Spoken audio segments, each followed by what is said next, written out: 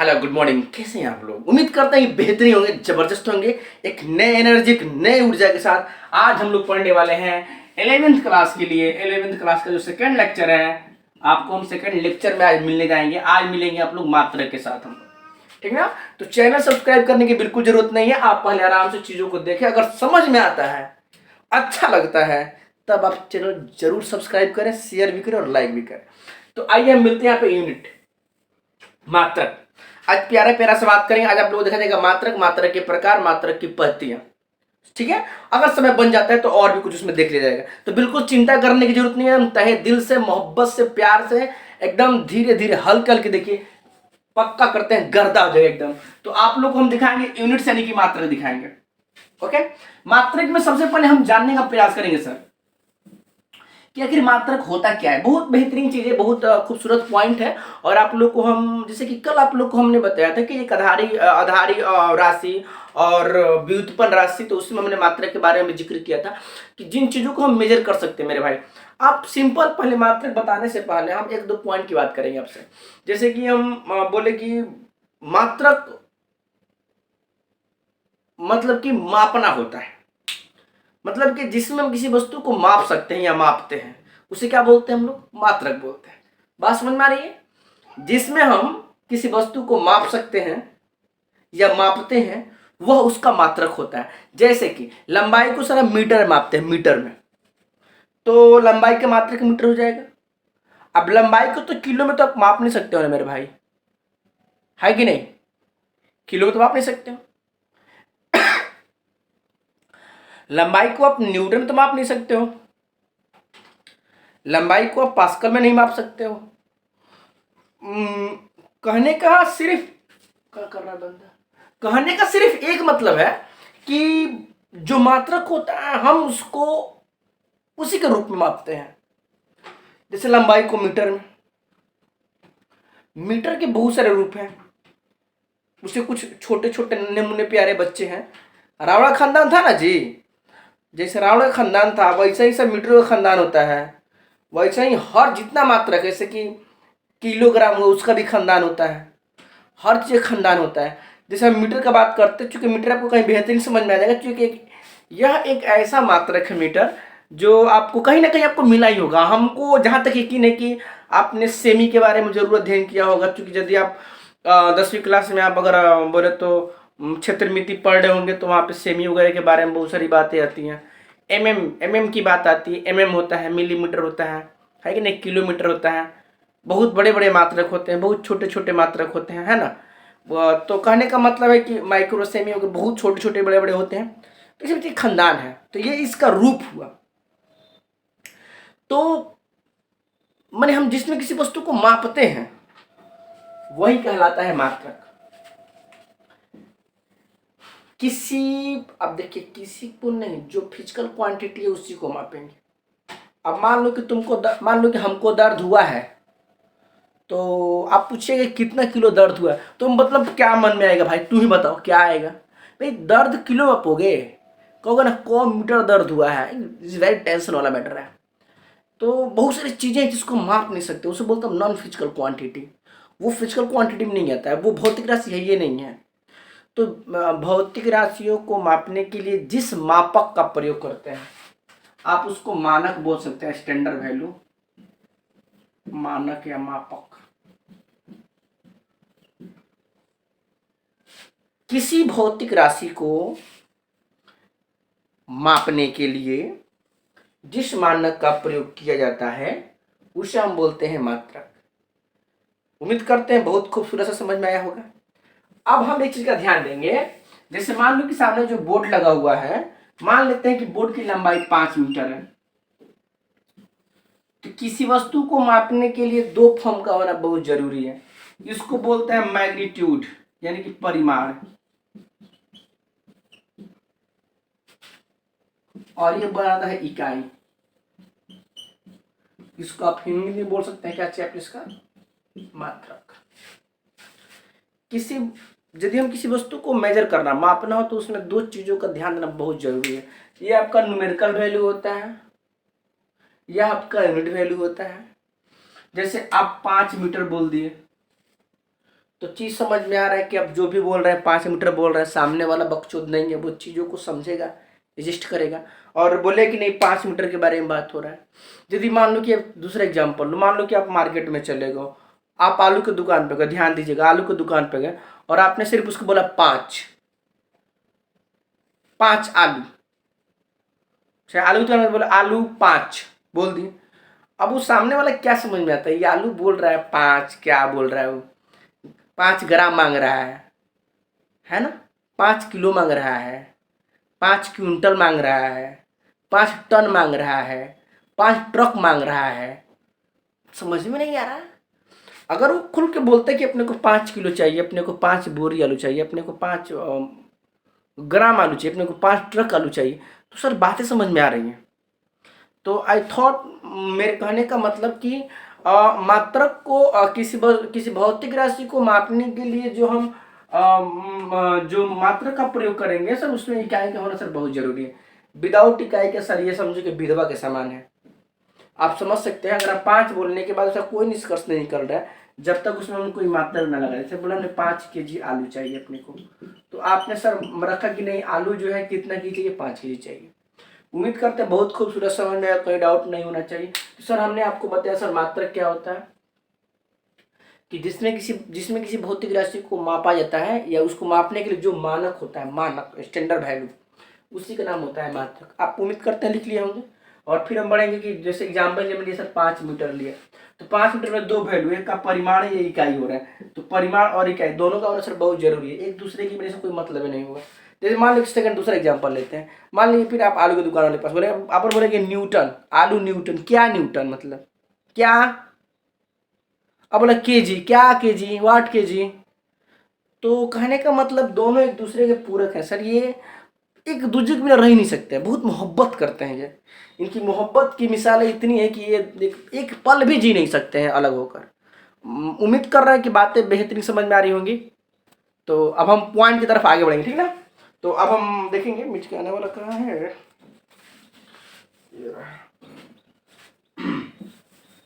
और मात्रक में हम चर्चा करते हुए कल बात किए थे मूल मात्रक और व्युत्पन्न मात्रक का, और वो भी चीजें आपको क्लियर हो रही होंगी सर। मूल मात्रक और व्युत्पन्न मात्रक बहुत खूबसूरत पॉइंट है, कल इसके बारे में हमने एक वीडियो बना दिया है ऑलरेडी, आप इसको देख लेंगे। एक बार और डिफाइन कर देना चाहते हैं, मूल मात्रक वे मात्रक होते हैं जो कि स्वतंत्र होते हैं, और व्युत्पन्न मात्रक वे मात्रक होते हैं जो स्वतंत्र नहीं होते। बात क्लियर समझ में आ रही है, कोई दिक्कत तो नहीं, कोई शक तो नहीं, चलिए बहुत अच्छी बात है। तो मूल मात्रकों की संख्या 7 होती है, उस 7 को छोड़ने के बाद जितने मात्रक बच रहे हैं वो व्युत्पन्न होता है। और 2 इसके बताए थे कि 2 ऐसा होता है जो संपूरक मात्रक कहलाता है, ठोस कोण ठोस कोण और समतल कोण। ठोस कोण का रेडियन होता है, समतल कोण का रेडियन होता है। इसके लिए हमने वीडियो डिस्क्रिप्शन में डाल दिया, आप वहां से देख सकते हो, कोई दिक्कत तो नहीं। अच्छा अब हम यहाँ पे आते हैं, मात्रक के बारे में आते हैं, मात्रकों की पद्धति पे। मात्रकों की पद्धति, इसको बोलते हैं सिस्टम्स ऑफ यूनिट।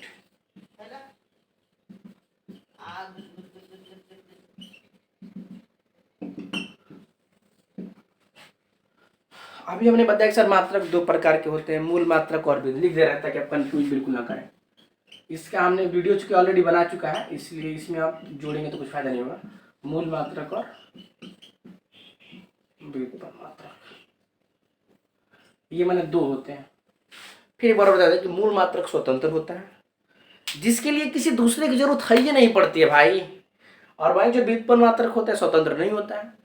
तो अब देखेंगे ये जो मूल मात्रक है, ये जो व्युत्पन्न मात्रक है।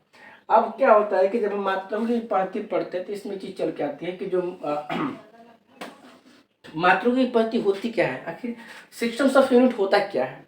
तो बोले कि किसी भौतिक राशि को मापने के लिए भौतिक राशियों का ऐसा संग्रह जिसमें मूल एवं व्युत्पन्न मात्रक दोनों सम्मिलित हों।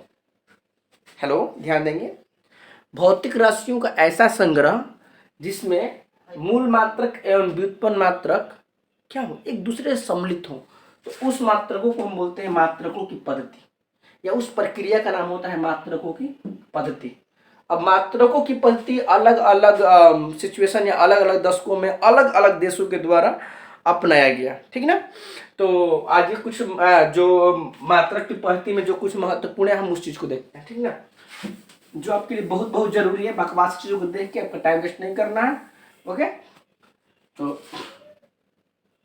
मात्रा की पद्धति आपने समझ लिया। अब मात्रा की पद्धति 4 प्रकार की होता है, 4 होता है। एक का नाम होता है, आप पढ़े होंगे ना, एपीएस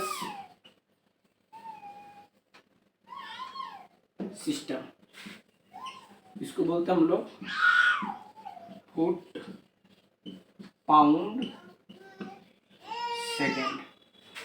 एपीएस सिस्टम जो होता है ना, फुट पाउंड, इसको बोल सकते हैं एपीएस पद्धति बोल सकते हैं।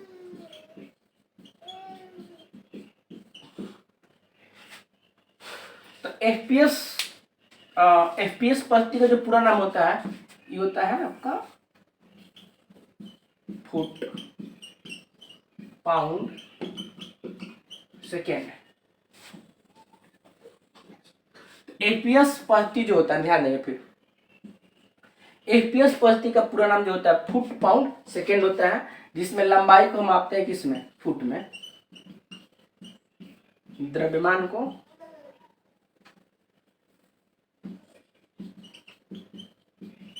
पाउंड और समय को सेकेंड में, ठीक है। लंबाई को फुट में, द्रव्यमान को पाउंड में, समय को सेकेंड में। आपके मन में चीज आ रहा है कि ये लंबाई का मीटर, फुट वगैरह वगैरह वाट, तो अभी होता है ना कि हम 2 फुट के हैं, 3 फुट के हैं, 5 फुट के हैं, 6 फुट के हैं, इसको हम चेंज करना भी आपको आगे बताएंगे। बहुत महत्वपूर्ण चीज है, आपको आगे बताया जाएगा। तो लंबाई को फुट में, द्रव्यमान को पाउंड में और समय को सेकेंड में आते हैं। कोई दिक्कत तो नहीं, कोई शक तो नहीं। और इसको शॉर्ट में बोलते हैं हम लोग एफपीएस पद्धति या सिस्टम्स ऑफ एफपीएस या एफपीएस सिस्टम, कोई डाउट तो नहीं। आप देखेंगे इस पद्धति को ब्रिटिश वाले लोगों ने, यानी कि ब्रिटिश जमाने में लाया गया था,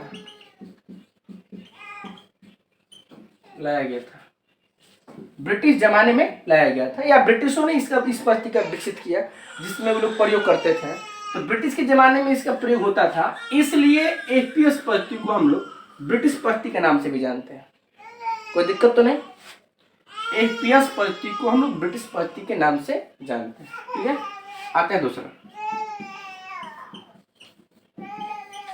नाम है सीजीएस पद्धति। सीजीएस पद्धति का पूरा नाम होता है सेंटीमीटर ग्राम सेकेंड। तो सेंटीमीटर में लंबाई को,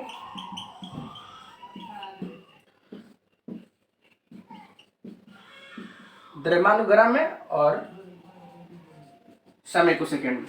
सीजीएस पद्धति को हम सेंटीमीटर ग्राम सेकेंड में मापते हैं। तो इस पद्धति में क्या होता है कि जो लंबाई होता है इसको सेंटीमीटर, द्रव्यमान को ग्राम और समय को सेकेंड में मापते हैं।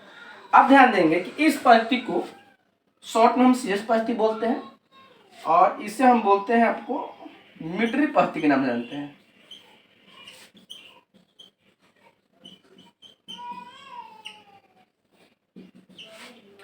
इस पद्धति को मीट्रिक पद्धति के नाम से जानते हैं, क्योंकि इसमें पहली बार किसका प्रयोग हुआ है, मीटर का प्रयोग हुआ है। ओके, और जो तीसरा होता है इसको हम यहां बना दे रहे हैं। ओए जुल जमाने में देखे हैं रंग हजार, नहीं कुछ सिवा हम प्यार के, आंखें भी मिल जाएंगी मेरे यार। एमकेएस पद्धति। अब इसमें क्या होता है कि लंबाई को मापते हैं हम लोग मीटर में, द्रव्यमान को मापते हैं हम लोग किलोग्राम, और समय को मापते हैं हम लोग सेकेंड में। यानी इसमें लंबाई को मापते हैं मीटर में, द्रव्यमान को किलोग्राम और समय को सेकेंड में। जो एमकेएस जो पद्धति होता है ना, इसको हम बोलते हैं मीटर, किलोग्राम, सेकेंड। इसमें लंबाई को मीटर, द्रव्यमान को किलोग्राम और समय को सेकेंड में मापते हैं। इसको शॉर्ट में बोलते हैं हम लोग एमकेएस पद्धति। क्या दिक्कत तो नहीं। अब लॉजिकली ये समझना होता है, इस पद्धति को फ्रांस में विकसित किया गया, ये इंडिया में नहीं हुआ था। इस पद्धति को फ्रांस में, चूंकि उस दशक में जो हम लोग थे ना वो उतना दूसरे का नकल पे ही काम कर रहे थे, वो 27 साल ब्रिटिश के हाथों में थी, तो हम लोग सब चीज कर नहीं सकते थे ना।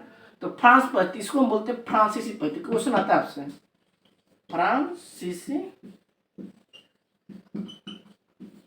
पद्धति बोलते हैं इसको, MKS पद्धति को क्या बोलते हैं हम लोग, फ्रांसीसी पद्धति। उम्मीद कर रहे हैं कि भैया 3 रुपये समझ में आ रहा है, कोई दिक्कत नहीं होना चाहिए। और लास्ट एक निकल के आ रहा है, उसका नाम है आपका SI पद्धति।